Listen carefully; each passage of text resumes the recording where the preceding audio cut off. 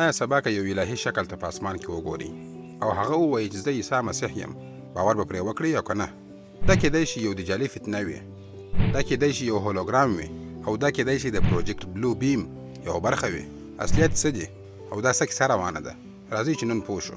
په 1994 کال کې یو تحقیقي ژورنالیست سرګي موناست د ناسا یو خورا پټه پروژه افشا کړه.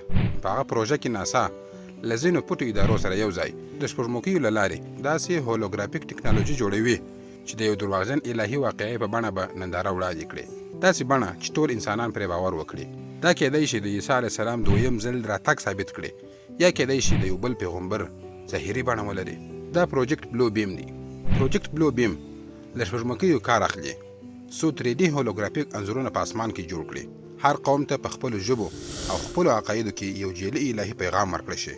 د AI مصنوعي ځیرکتیا له لارې به د خپل غږ تقلید وشي. د ELF او هارپ څپو له لارې به د انسان مغزي څپې کنټرول کیږي او یو روحاني تجربه به ورته ښکاره شي. داسې هولوګرافیک او دروغجنه صحنه به رامنځته شي چې خلک به یې رښتیا وبولي، خلک به په سجدو شي او پر هغه موجود شي به ایمان راوړي. خو دا یوازې یو هولوګرام نه دی، دا ستا عقیده تر برید لاندې راولي او دا ستا ایمان ته خطر جوړوي، دا ستا ذهن کنټرولوي، دا ستا باور له منځه وړي. په 2024 کال کې چین یو غټ هولوګرامي اژدها یا ډراګن په اسمان کې جوړ کړ او ټکنالوژي یې وازمویله. په امریکا کې لاک هید مارټن او ناسا د سایکټرونیک پروجیکشن په برخه کې کار پیل کړی دی. ایلن ماسک هم د نیور لینک له لارې دا وړتیا لري چې انسانانو ته افکار او مفکورې انتقال کړي مستقیما د مغز له لارې څخه. یعنی کله چې هغه انسان فکر له هم وکړي او دی به په فکر خبر شي، نو پوه شي رسول الله صلی الله علیه وسلم موږ ته دا خبره کړې ده: یوه سترګه، یوه ننداره، یوه دروغجن نجات او ستا ایمان له منځه وړی شي. یعنی د دجال نښانې دي.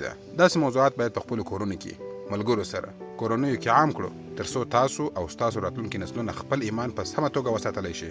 نو چمتو اوسئ. دا پروژه یوازې د فکر حمله نه ده، دا ستاسو ایمان ته حمله ده. دا خبرې خپل اولادونو ته ووایاست، خپلو دوستانو سره یې خپرې کړي، په خپلو کورونو کې دا فتنې وپېژنئ. یوازې پوهه، باور او د الله لور ته رجوع کولی شي موږ وساتي. دا یوازې یو هولوګرام نه دی، دا د ایمان ازموینه ده. دا ویډیو سره شیر کړئ او د فتنو پر وړاندې کلک ودرېږئ. مننه.